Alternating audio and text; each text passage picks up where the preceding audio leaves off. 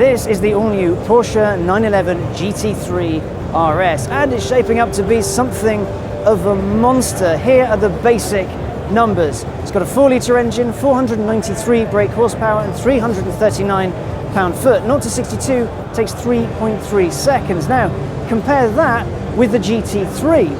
That's got 475 horsepower, 324 pound-foot, and will do 0 to 62 in 3.5 seconds. But all of that extra speed boostage isn't down to a dribble more power. No, this thing has a 10 kilo weight advantage over the GT3. That's thanks in part down to the carbon fiber boot, bonnet, and for the first time ever, a magnesium roof. Its body has more than a hint of 911 turbo in it, but it hides a pretty cool Easter egg. You see that vent or gully going over the bonnet to the roof? Not only does that highlight the super lightweight bit, but it's also a hark back to 911s of old. Then we get to the aero. It's got a truly massive chin spoiler, good luck with speed bumps, and a massive spoiler at the back. But then take a look at the vent on the wings. Not only do they look awesome, but they also relieve pressure in the wheel arch and improve downforce. There's plenty more going on with the new GT3 RS, but before we get to all of that, here's why the RS cars are so special.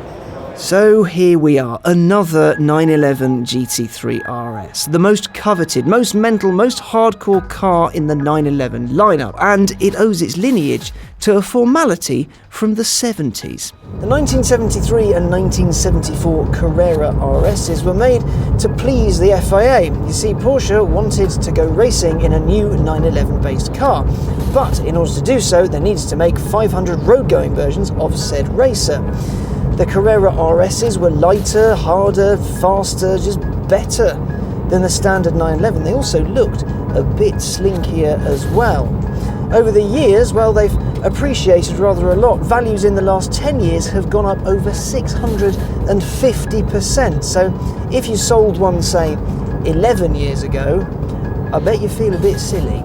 As we know, the GT3 911s are pretty mental. They've got big wings, big engines, silly powers, stiff springs, and a legion of fans all wanting to have a go around a track in them. Like this one, for example, a 9,000 RPM lightweight slice of mentalness designed for some pretty serious use. But it's arguably the Diet Coke of Porsche's GT cars, perfectly fine, but not quite the full fat hit some are looking for. And that's where RS or Rennsport comes to play. See, this GT3 is, well, it's a lightweight monster really, it's all kinds of mad, but the RS, that goes the full Chapman. Take the 996 GT3 RS for example. The rear window was made of plastic, the bonnet made of carbon fibre.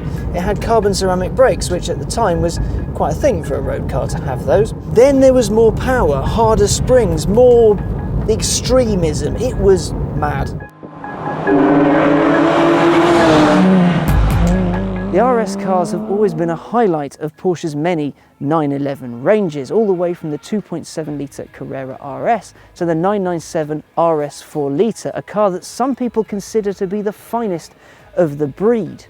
As cars go, they are always the purest, the rawest, the loudest, the most raucous, the maddest, the best driver's car. Not in a GT86 sense, but in a far purer, more race car sense than that. These are serious cars for serious drivers. Now, will we see a purity like that from a 991 GT3 RS?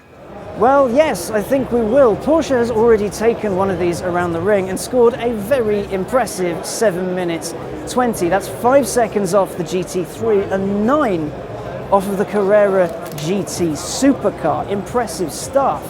And if that doesn't impress you, well, the interior will certainly get you in the mood for some high-speed hoonery. There's Alcantara everywhere, the standard issue roll cage in the back, a pit speed limiter button, how cool is that? And if you spec the Sport Chrono package, you have the option of sending lap times and other stats to your mobile phone. The new GT3 RS will be in showrooms this May, and in the UK at least, will cost just a shade over £131,000.